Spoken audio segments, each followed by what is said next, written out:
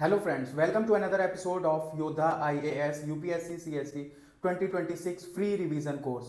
So here we will start with Polity second lecture. तो यहाँ पर डायरेक्टली हम शुरू करते हैं। हमारा लेक्चर 2 होने जा रहा है पॉलिटी से। अगर आपने हमारा पहला लेक्चर कवर किया है तो आपको पता होगा, मैंने पहले लेक्चर में समझाया है कि कैसे हम पहले कंपनी रूल को समझेंगे और फिर क्राउन रूल को समझेंगे और इसके बाद इंडियन इंडिपेंडेंस एक्ट को कवर करने के बाद ही हम कॉन्स्टिट्यूशन की शुरुआत करने जा रहे हैं। तो अगर आपने हमारा पिछला लेक्चर देखा है पॉलिटी से लेक्चर 1 तो हम आगे बढ़ते हैं। अगर नहीं देखा है तो आप यहीं पॉज करके पहले पीछे जाकर हमारा लेक्चर 1 पॉलिटी के अंदर से आप देख सकते हैं। ये आपको प्लेलिस्ट में भी मिल जाएगा, साथ ही साथ आप इसे सर्च कर भी सकते हैं। शुरू करते हैं लेक्चर 2 के साथ। तो आपको यहाँ पर देखना है कि सबसे पहले हमें जो कंपनी रूल को हम कवर कर रहे थे तो कंपनी रूल को हम फिनिश करेंगे। यहाँ से आपको पता होना चाहिए कि कंपनी रूल की शुरुआत माना जाता है 1773 से लेकर 1857 तक। 1857 की क्रांति आ जाने के बाद यहाँ से क्राउन रूल हमें देखने को मिलेगा। तो क्राउन रूल शुरू हो जाएगा 1858 के अंदर से और ये चलेगा हमारा 1947 तक, जब तक हमारा इंडियन इंडिपेंडेंस एक्ट हमें नहीं मिल जाता है। अब हम क्यों पढ़ रहे हैं ये सारी चीजें, तो आपको समझना है कि कंपनी के ये जो एक्ट्स आए हैं और साथ ही साथ क्राउन टाइम पीरियड के जो ये एक्ट्स आए हैं ब्रिटिश क्राउन के द्वारा, ये हमारी पॉलिटी का एक बेस बनाते हैं। और इसी बेस को हमें समझने के लिए हमें थोड़ा इन रेगुलेटिंग एक्ट्स को भी साथ ही साथ इन एक्ट्स को भी समझना पड़ेगा। हमारी पुरानी वीडियोस में हम रेगुलेटिंग एक्ट 1773 को कवर कर चुके हैं, साथ ही साथ पिट्स इंडिया एक्ट 1784 को भी कवर कर चुके हैं। तो हम आगे प्रोसीड करेंगे चार्टर एक्ट से। तो चार्टर एक्ट्स एक ऐसे एक्ट्स थे जो क्वीन एलिजाबेथ के द्वारा इशू किए जाते थे ब्रिटिश की कंपनियों को, और यहां पर हम एक्सक्लूसिवली बात कर रहे हैं ब्रिटिश ईस्ट इंडिया कंपनी के बारे में। तो आपको समझना है कि ब्रिटिश ईस्ट इंडिया कंपनी को 31 दिसंबर 1599 को एक चार्टर इशू होता है, जिस चार्टर के तहत British east India company India साथ ही साथ चाइना के साथ एक्सक्लूसिव ट्रेड कर सकता है ब्रिटेन के अंदर, और किसी कंपनी को यह चार्टर ग्रांट नहीं किया गया था ब्रिटिश गवर्नमेंट के या ब्रिटिश क्वीन के द्वारा। अब यहां से चार्टर एक्ट अगर हम समझेंगे तो 1773 का हम इंपॉर्टेंट चार्टर एक्ट समझ चुके हैं, जहां पर गवर्नर ऑफ बंगाल की पोजीशन को चेंज करके गवर्नर जनरल ऑफ बंगाल बना दिया जाता है। वॉरेन हेस्टिंग्स हमारे पहले गवर्नर जनरल ऑफ बंगाल बनते हैं। साथ ही साथ 1773 का जो चार्टर एक्ट है ये बात करता है सुप्रीम कोर्ट की स्थापना करने के लिए।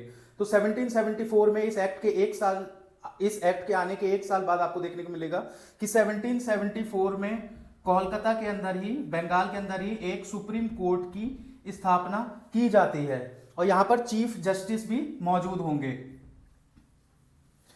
हम शुरू करेंगे चार्टर एक्ट के साथ। तो चार्टर एक्ट की सीरीज में ही ये 1813 का चार्टर एक्ट है जो कि बहुत इंपॉर्टेंस अपने अंदर होल्ड करता है। ब्रिटिश क्राउन की तरफ से ब्रिटिश ईस्ट इंडिया कंपनी को चार्टर एक्ट 1813 दिया जाता है। तो यहां पर कुछ चीज निकल कर आती है, हमें देखने को मिलता है कि अभी तक जो मोनोपोली मिली हुई थी ईस्ट इंडिया कंपनी को चाइना और इंडिया के साथ ट्रेड करने के लिए, तो इस मोनोपोली को यहां पर एंड कर दिया जाता है ब्रिटिश क्राउन के द्वारा चार्टर एक्ट 13 के अंदर। अब ये जो मोनोपोली थी इसके तहत केवल ब्रिटिश ईस्ट इंडिया कंपनी या ईस्ट इंडिया कंपनी ही इंडिया और चाइना के साथ ट्रेड में पार्ट ले सकती है, लेकिन ये मोनोपोली को खत्म कर दिया गया और इसका लिमिटेड रख दिया गया। तो अभी भी जो लिमिटेड ट्रेड है वो ब्रिटिश ईस्ट इंडिया कंपनी कर सकती है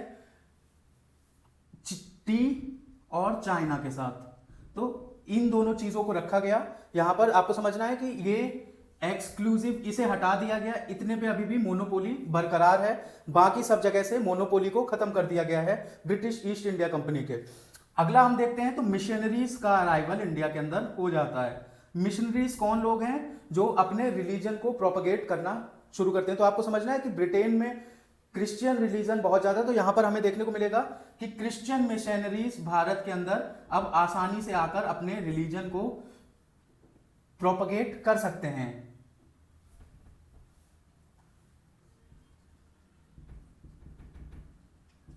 तो यहां पर आप देख सकते हैं कि क्रिश्चियन मिशनरीज को डायरेक्टली यहां पर परमिशन मिल गई है ब्रिटिश क्राउन के द्वारा, जिसके तहत वो भारत के अंदर, भारत की भूमि में आकर अपना रिलीजियस प्रोपगेशन का काम शुरू कर सकते हैं। तो यहां पर हमें देखने को मिलेगा कि इसके बाद से जो हमारे क्रिश्चियन मिशनरीज हैं ये भी भारत के अंदर बहुत बढ़ जाते हैं।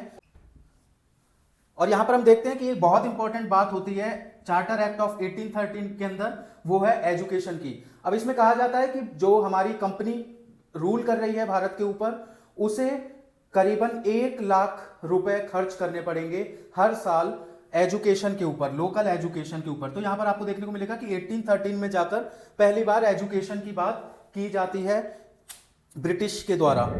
अगला अपना सीरीज में होने जा रहा है चार्टर एक्ट ऑफ 1833। तो चार्टर एक्ट ऑफ 1833 आप यहां पर देख सकते हैं, ये क्या करता है, ये कुछ चीजें करता है। जैसे गवर्नर जनरल ऑफ बंगाल को बना देता है governor general of India. Governor general of Bengal का जो पोजीशन 1773 के एक्ट में आपको देखने को मिला, 1773 के रेगुलेटिंग एक्ट के तहत किया गया था कि गवर्नर ऑफ बंगाल को गवर्नर जनरल ऑफ बंगाल बना। तो यहां से आपको समझना है कि जो लॉ मेकिंग पावर है बाकी प्रेसिडेंसीज की, वो छीन ली जाती है। तो यहां पर जो बॉम्बे और मद्रास की प्रेसिडेंसी हैं, इनसे लॉ मेकिंग पावर छीन ली जाती है। अब ये लॉज नहीं बना सकते हैं, ये बस रेगुलेशंस बना सकते हैं, रेगुलेशंस ये बस क्रिएट कर सकते हैं। और अगर एक्ट बनाना होगा तो कौन बनाएगा, गवर्नर जनरल ऑफ इंडिया। तो आप एक तरह से समझ सकते हैं कि ये सबऑर्डिनेट कर दिए गए हैं, पहले ही सबऑर्डिनेट कर दिए गए थे गवर्नर जनरल ऑफ बंगाल के अंदर बॉम्बे और मद्रास के गवर्नर्स को। अब क्या किया गया है कि इनसे लॉ मेकिंग की भी पावर छीन ली गई है। तो यहां पर आपको समझना है कि ये जो हमारा चार्टर एक्ट ऑफ 1833 आता है, ये कोशिश करता है एक सेंट्रलाइजेशन लाने के लिए पूरे गवर्नेंस में भारत के अंदर। तो charter act of 1833 centralisation, quick point to revise आपको पता ही चल गया। गवर्नर जनरल ऑफ इंडिया यहां पर देखने को मिलते हैं, और पहले गवर्नर जनरल ऑफ इंडिया बनते हैं हमारे William Bentinck. William Bentinck becomes the first governor general of India in the year 1833। Law making की पावर जब सबऑर्डिनेट कर दिया गया है, तो लॉ मेकिंग पावर बॉम्बे और मद्रास की प्रेसिडेंसी से आपको देखने को मिलेगा कि वहां से अब लॉ नहीं बनाए जा सकते, एक्ट्स नहीं बनाए जा सकते, बस रेगुलेशंस बनाए जा सकते हैं। और एक्ट्स बनाने की सोलो पावर जो दे दी गई है, वो दे दी गई है हमारे गवर्नर जनरल ऑफ इंडिया को। अब और इसके बाद यहां एक लॉ कमीशन बिठाने की भी बात होती है चार्टर एक्ट 1833 के अंदर से, जिसमें हमें देखने को मिलेगा कि मैकुले ये एक आदमी है, इसे जिम्मा मिलेगा भारत के लॉज को कॉडिफाई करने का, भारत के लॉज को कॉडिफाई करने का। और यहीं से हमें देखने को मिलेगा कि बाद में जाके आईपीसी इंडियन पेनल कोड बनाया जाता है टीबी मैकुले के द्वारा। इसके बाद आपको समझना है, मैंने आपको बता दिया कि सेंट्रल लेजिस्लेचर की यहां पर बात हो रही है, तो इंडिया का एक सेंट्रल लेजिस्लेचर बना दिया जाता है, और इसके हेड होते हैं हमारे governor general of India William Bentinck at that time. अब लास्ट इन सीरीज हमारा होने जा रहा है चार्टर एक्ट ऑफ 1853। तो आपको समझना है कि यहां पर चार्टर एक्ट ऑफ 1853 ये लास्ट चार्टर होने जा रहा है। इसके बाद आपको देखने को मिलेगा कि यहां से चार्टर देने की, जैसे 1833 का जो चार्टर आया था, तो ये 20 साल की और टाइमलाइन एक्सटेंड करता है ब्रिटिश ईस्ट इंडिया कंपनी के लिए। लेकिन यहां चार्टर एक्ट ऑफ 1853 में देखेगा हमें कि यहां कोई भी फ्यूचर की बात नहीं की जाती है।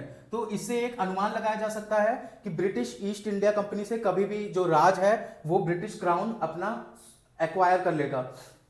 अब इसके बाद यहां पर चार्टर एक्ट ऑफ 1853 के इंपॉर्टेंट पॉइंट्स देख लेते हैं। तो लेजिस्लेचर और एग्जीक्यूटिव को सेपरेट कर दिया गया है, यहां पर लेजिस्लेचर और एग्जीक्यूटिव फंक्शनिंग को यहां पर सेपरेट कर दिया गया है। इसके बाद हमें देखने को मिलेगा, ये हमारा पहला पॉइंट है कि legislature and executive has been separated. Okay, next is open competition system यहां पर शुरू हो जाता है आईसीएस के लिए, open competition for Indian civil ICS Indian civil services. तो यहां से ओपन कंपटीशन शुरू हो जाता है इंडियन सिविल सर्विसेज के लिए, और यहीं से हम मानते हैं कि मॉडर्न ब्यूरोक्रेसी की शुरुआत होती है। देखते हैं कि मॉडर्न ब्यूरोक्रेसी की शुरुआत होती है, उसका हम अगर बेस खोलने की कोशिश करें तो चार्टर एक्ट ऑफ 1853 इसका एक अच्छा बेस बनाता है। चार्टर एक्ट ऑफ 1853 में आपको देखने को मिला कि लेजिस्लेटिव और एग्जीक्यूटिव फंक्शंस को सेपरेट कर दिया गया, साथ ही साथ open competition for ICS Indian civil services के लिए ओपन कंपटीशन शुरू कर दिया, और यहीं से जो हमारी ब्यूरोक्रेसी है मॉडर्न हो जाएगी, तो वो उसकी स्थापना, उसकी शुरुआत इस चार्टर एक्ट 1853 के अंदर से ही हमें देखने को मिलेगी। इसी सीरीज में अगला चलता है, आपको समझना है कि 1857 में भारत में क्रांति की एक लहर दौड़ी, जिसके बाद से ब्रिटिश क्राउन ने कंपनी से रूल छीन कर खुद के ऊपर ले लिया। तो यहां से हम क्राउन रूल को पढ़ने जा रहे हैं। तो क्राउन रूल की शुरुआत हो जाएगी हमारी गवर्नमेंट ऑफ इंडिया एक्ट 1858 के अंदर से। इसके बाद आपको यहाँ जो पॉइंट्स इसके समझने हैं, तो पहला पॉइंट तो है, तो कंपनी का जो रूल है यहां पर एंड हो जाता है, तो कंपनी रूल एंडेड हेयर, ठीक है, कंपनी का रूल खत्म हो जाता है, अब क्राउन का रूल यहां से शुरू हो जाएगा भारत के ऊपर। एक समझना है कि एक पोजीशन बनाई जाती है जिसे हम कहते हैं secretary of state for India. तो secretary of state for India ये एक नई पोस्ट बनाई जाती है और इसका हेड ऑफिस वहीं ब्रिटेन में ही मौजूद होगा। यहां पर जो हमारा गवर्नर जनरल ऑफ इंडिया था, इसकी पोजीशन में थोड़ा चेंज करके इसे अब से कहा जाएगा वाइस रॉय। तो वाइस रॉय हमारे पहले जो बनते हैं 1858 के एक्ट के बाद, तो ये बनते हैं, तो लॉर्ड कैनिंग भारत के पहले वाइस रॉय बन जाते हैं इस एक्ट के आ जाने के बाद से। ये कुछ इंपॉर्टेंट पॉइंट्स थे गवर्नमेंट ऑफ इंडिया एक्ट 1858 का। अब हम आगे चलते हैं अपना इंडियन काउंसिल एक्ट ऑफ 1861। अब इस इंडियन काउंसिल एक्ट 1861 के अंदर से हम कुछ इंपॉर्टेंट चीजें समझ सकते हैं। तो इंडियंस को यहां पहली बार नॉन ऑफिशियल मेंबर बनाने की बात होती है। तो इंडियंस यहां पे पहली बार, यहां पर आपको देखिएगा कि इंडियंस को रिप्रेजेंटेशन देना शुरू कर दिया गया है और यहां नॉन ऑफिशियल मेंबर बनाए जाते हैं इंडियंस को। इसके बाद लेजिस्लेटिव पावर्स ट्रांसफर कर दी जाती हैं।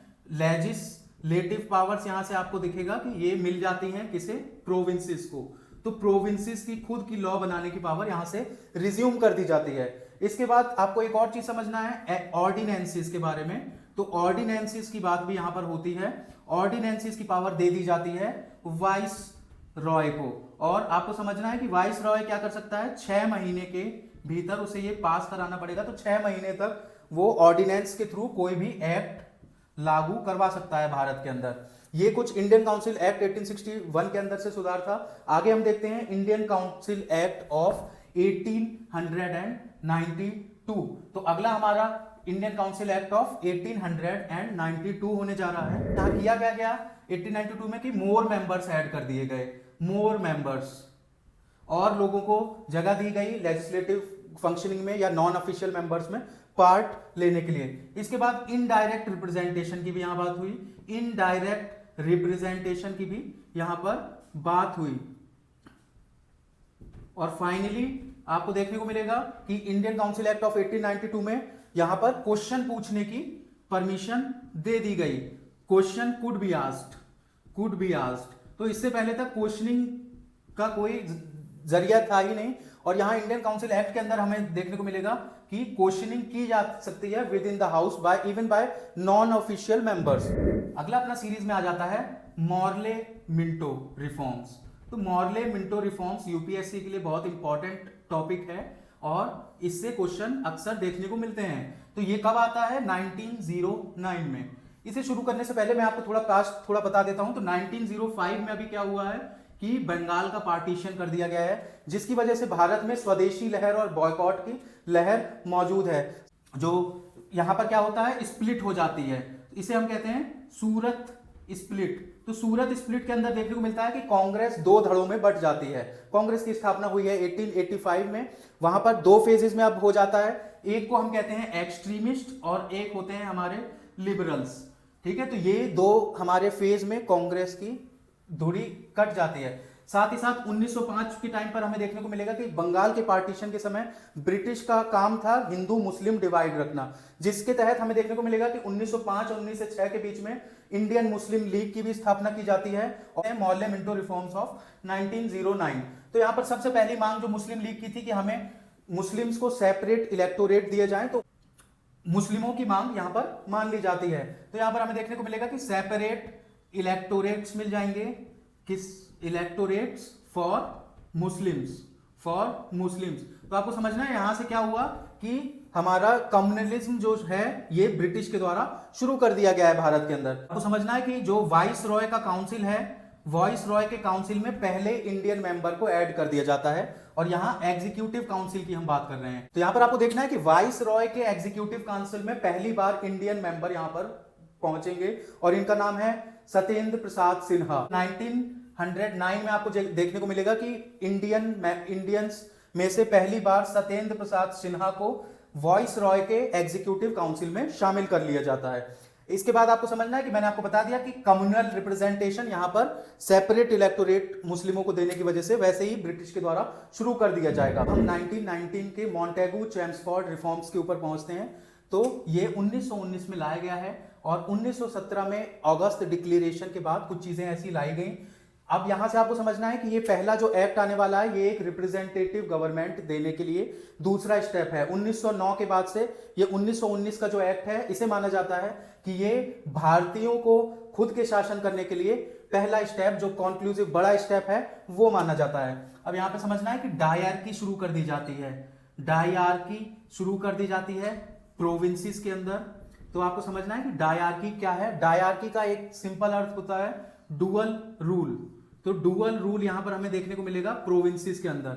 जैसे जो सब्जेक्ट्स हैं लॉ बनाने के, इन्हें दो फ्रेम्स में डिवाइड कर दिया जाता है। एक होता है ट्रांसफर्ड सब्जेक्ट और एक होता है रिजर्व्ड सब्जेक्ट। जो ट्रांसफर्ड सब्जेक्ट है इस पर जो प्रोविंसेस से चुने हुए लोग हैं ये लॉ मेकिंग कर सकते हैं, साथ ही इस पे एडमिनिस्ट्रेशन रख सकते हैं। लेकिन जो रिजर्व्ड सब्जेक्ट होगा जैसे पुलिस, लैंड, ये इसे डायरेक्टली गवर्नर रूल करेगा। तो इसे हम डुअल रूल भी कर सकते हैं और ये प्रोविंसेस के अंदर शुरू कर दी जाती है। इसके बाद अगर हम केंद्र की बात करें तो सेंट्रल में क्या होता है, सेंट्रल को बाईकैमरलिज्म में शुरू कर दिया जाता है।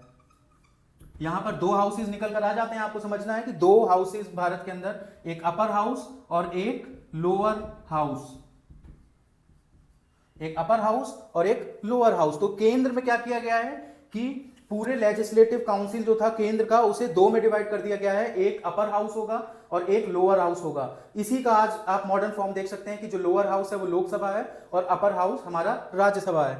और यहां पे आपको प्रोविंसेस की मैं एक्सक्लूसिवली बता चुका हूं कि प्रोविंसेस के अंदर डुअल रूल की बात होती है। यहां पर तो कुछ सब्जेक्ट जिन पे लॉ बना सकते हैं हमारे, उन्हें ट्रांसफर्ड कहते हैं। लॉ मेकिंग पावर जो रहती है वो नॉर्मल चुने हुए प्रतिनिधि के पास रहती है, तो इन सब्जेक्ट्स को हम कहते थे ट्रांसफर्ड सब्जेक्ट। इसके बाद कुछ सब्जेक्ट ऐसे थे जो हमेशा क्या कहते थे, रिजर्व रहते थे गवर्नर की अप्रूवल के लिए, तो इन्हें हम कहते थे रिजर्व सब्जेक्ट। 1926 में हमें देखने को मिलेगा कि भारत के अंदर सेल्फ पब्लिक सर्विस कमीशन की स्थापना हो जाएगी। और ये क्यों की गई है, क्योंकि बहुत पहले से मांग होती जा रही है, करीबन 1864 के टाइम पे, कि जो इंडियन सिविल सर्विसेज के एग्जाम्स होते हैं वो पहले ब्रिटेन में जाकर हुआ करते थे और वहां की सारी लैंग्वेजेस में हुआ करते थे। अब भारत के अंदर भी एक बॉडी बना दी जाएगी जिसे हम कहेंगे पब्लिक सर्विस कमीशन, जिसकी जिम्मेदारी होगी भारत के अंदर इंडियन सिविल सर्वेंट्स को चुनने की। और इसकी स्थापना कर दी जाती है 1926 में। ये हमारा मॉन्टेगू चेम्सफोर्ड रिफॉर्म्स 1990 के अंदर से ही यहां डायरेक्शन दिया गया था। लास्ट हमारे सीरीज में हो जा रहा है गवर्नमेंट ऑफ इंडिया एक्ट 1935। अब ये एक्ट बहुत इंपॉर्टेंट है। आप 2024-2023 का प्रीलिम्स का प्रीवियस ईयर क्वेश्चन चेक कर सकते हैं और आपको direct government of India act 1935 से क्वेश्चन देखने को मिलेगा। तो आपको यहां समझना है कि सबसे पहले यहां क्या किया गया, प्रोविंशियल ऑटोनॉमी की बात की गई। प्रोविंशियल ऑटोनॉमी, ऑटोनॉमी यहां पर प्रोविंसेस को दी गई हैं। मतलब जो हमारा ट्रांसफर्ड और रिजर्व्ड वाला जो स्कीम थी इसे डिस्कार्ड कर दिया गया है, इसे बंद कर दिया गया है। अगला हम देखेंगे कि यहां पर बात होती है ऑल इंडिया फेडरेशन की, कि भारत ऑल इंडिया फेडरेशन बनेगा जिसमें प्रिंसली स्टेट्स साथ ही साथ ब्रिटिश रूल्ड स्टेट्स मिलाकर एक कंप्लीट फेडरेशन बनाएंगे। लेकिन यह कभी पूरी तरह से चालू या लागू ही नहीं हो पाया। इसके बाद तीसरा हम बात करेंगे फेडरल कोर्ट की। तो फेडरल कोर्ट की यहां से इस एक्ट के अंदर से स्थापना की जाती है, जो कि हमें 1937 में हमारा देखने को मिलेगा। सुप्रीम कोर्ट ऑफ इंडिया जो बाद में 1950 में एक्सक्लूसिवली अपने कॉन्स्टिट्यूशन के अंदर से चलेगा, उसका जो बेस है वो 1937 में यहां पर हमें देखने को मिलेगा गवर्नमेंट ऑफ इंडिया एक्ट 1935 के अंदर से। इसके बाद यहां पर आरबीआई की भी स्थापना की जाती है, रिजर्व बैंक ऑफ इंडिया की भी स्थापना की जाती है गवर्नमेंट ऑफ इंडिया एक्ट 1935 के अंदर से। तो आरबीआई की स्थापना भी 1935 में इस एक्ट के अंदर से कर दी जाती है भारत के अंदर। और साथ ही साथ ये एक तरह से जो गवर्नमेंट ऑफ इंडिया एक्ट है 1935 का, ये एक तरह से ब्लूप्रिंट निकल कर आता है हमारा जो आगे भारत का संविधान होगा, उसमें बहुत सारी आप चीजें गवर्नमेंट ऑफ इंडिया एक्ट 1935 से ही पाएंगे। इंडियन इंडिपेंडेंस एक्ट आएगा 1947 में।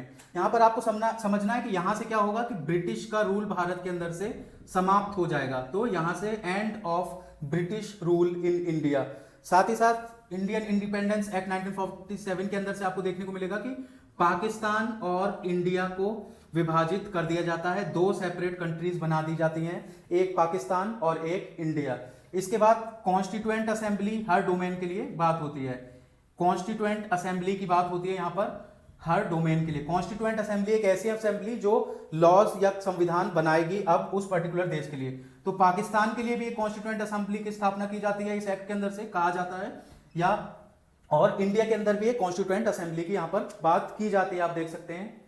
और यहां से भारत को पूरी तरह से आजादी मिल जाएगी ब्रिटिश रूल के अंदर से। साथ ही साथ भारत अब पाकिस्तान के अफेयर्स में कोई हस्तक्षेप नहीं करेगा। पाकिस्तान एक सेपरेट कंट्री यहां से बना दी जाती है और इंडिया एक सेपरेट कंट्री बना दी जाती है। अब हम कॉन्स्टिट्यूएंट असेंबली को फॉर्मेशन को थोड़ा कवर करने जा रहे हैं। Constituent assembly formation,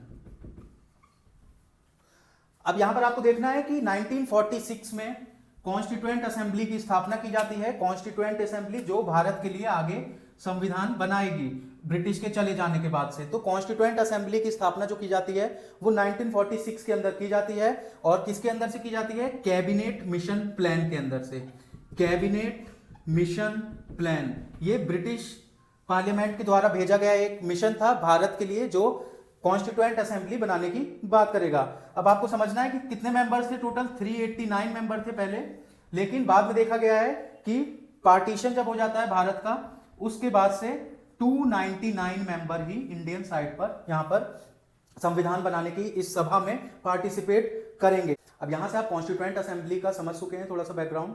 constituent assembly एक इंपॉर्टेंट टॉपिक है यूपीएससी के लिए, तो इसे हम हिस्ट्री के अंदर फुली कवर करेंगे क्लॉज बाय क्लॉज। अब आपको समझना है कि ये कॉन्स्टिट्यूएंट असेंबली फॉर्म कर दी जाती है कैबिनेट मिशन प्लान के द्वारा, और इसमें शुरू में 389 मेंबर्स रखे जाने की बात होती है, लेकिन जैसा कि आप जानते हैं इंडियन इंडिपेंडेंस एक्ट 1947 के आ जाने के बाद से क्या होता है, जब पार्टीशन हो जाता है तो इंडिया की साइड 299 मेंबर्स ही बचते हैं।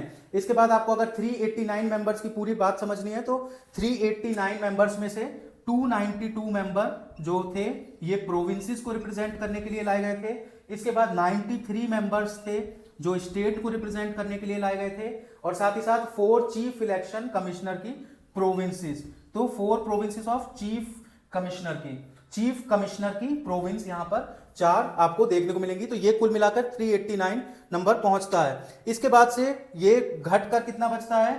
299 भारत के अंदर।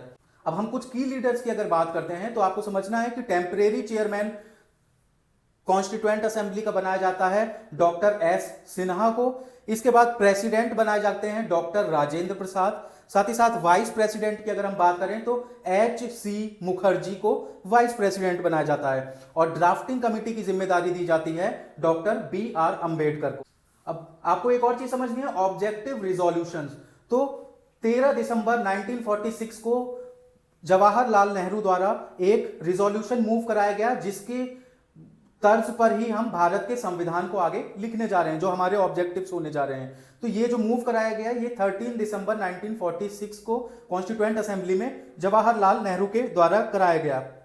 यहां पर आपको बात मिलेगी सॉवरेन, रिपब्लिक, जस्टिस, लिबर्टी और इक्वालिटी की, और इसे हम अडॉप्ट कर लेते हैं 22 जनवरी 1947 के दिन के अंदर। तो 22 जनवरी 1947 में जो ऑब्जेक्टिव रिजोल्यूशन को पास कराया गया था 13 दिसंबर 1946 के अंदर जवाहरलाल नेहरू के द्वारा, उसे पास कर लिया जाता है, उसे मंजूरी मिल जाती है कॉन्स्टिट्यूएंट असेंबली की। अब मेजर कमिटीज कुछ समझ लें आप। तो मेजर कमेटी में अब अगर ड्राफ्टिंग कमेटी की हम बात करें तो मैं आपको बता चुका हूं डॉक्टर B.R. अंबेडकर को दे दी जाती है जिम्मेदारी, और कुछ अलग मेंबर्स भी होते हैं जो आप अपनी लक्ष्मीकांत बुक में सबको क्लियरली कवर कर सकते हैं किस मेंबर को क्या जिम्मेदारी मिलती है। इसके बाद यूनियन, कॉन्स्टिट्यूशन और पावर्स की जो जिम्मेदारी दी जाती है ये पंडित जवाहरलाल नेहरू को स्वयं दी जाती है। इसके बाद प्रोविजनल कॉन्स्टिट्यूशन की बात करें तो सरदार वल्लभ भाई पटेल को प्रोविंसेस की कॉन्स्टिट्यूशन की जिम्मेदारी दी जाती है।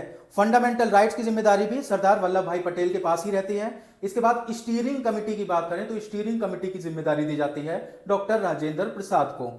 अब ड्राफ्टिंग और अडॉप्शन में टोटल खर्च देखते हैं तो कॉन्स्टिट्यूशन की जो ड्राफ्टिंग कमेटी है इसकी घटना होती है 29 अगस्त 1947 से, और इसे कुल 2 साल 11 महीने 18 दिन लगते हैं संविधान को पूरा तैयार कर देने में। संविधान बनाने में करीबन 64 लाख रुपए उस समय से खर्चा होता है, और 165 दिन की डिबेट, यहां जब संविधान हमारा बन रहा था तो 165 दिन की डिबेट हमें यहां पर देखने को मिलती है। इसके बाद अडॉप्ट कर लिया जाता है अपने कॉन्स्टिट्यूशन को 26 नवंबर 1949 के अंदर, और ये जब कॉन्स्टिट्यूएंट असेंबली में अडॉप्ट हो जाता है इसके बाद ये एनफोर्स कर दिया जाता है पूरी तरह से 26 जनवरी 1950 से। अब यहां से हम अपना कॉन्स्टिट्यूशन ऑफ इंडिया शुरू करने जा रहे हैं अगले लेक्चर 3 के अंदर से पॉलिटी में। कैसा लगा आपको हमारा ये वाला लेक्चर, हमें कमेंट सेक्शन में जरूर बताएं। मैं आशा करता हूं कि मेरी बताई हुई चीजें आपको समझ में आ रही हैं, और मैं चाहता हूं कि आप इस लेक्चर के बाद खुद से जाकर पॉलिटी का लक्ष्मीकांत बुक उठाकर चैप्टर 1 को पूरा फिनिश करें। नेक्स्ट लेक्चर में हम जब मिलेंगे तो हम इसके आगे से कंटिन्यू करेंगे पॉलिटी सेक्शन के अंदर। आप प्लीज एमसीक्यू क्वेश्चन के प्रीवियस ईयर क्वेश्चन चेक करिए यूपीएससी के, साथ ही साथ अदर स्टेट एग्जाम्स के, और उन्हें सॉल्व करने की कोशिश करिए। आपको पता चल जाएगा कि डायरेक्ट क्वेश्चंस इस चैप्टर के अंदर से आपको देखने को मिलेंगे। जैसे आपसे पूछा जाता है कि स्टीयरिंग कमेटी का हेड कौन था, या ड्राफ्टिंग कमेटी के मेंबर्स कौन कौन थे डॉक्टर बी.आर. अम्बेडकर के अलावा। कैसा लगा आपको हमारा ये वीडियो, हमें कमेंट सेक्शन में जरूर बताइएगा। अपना बहुत ख्याल रखिए, धन्यवाद।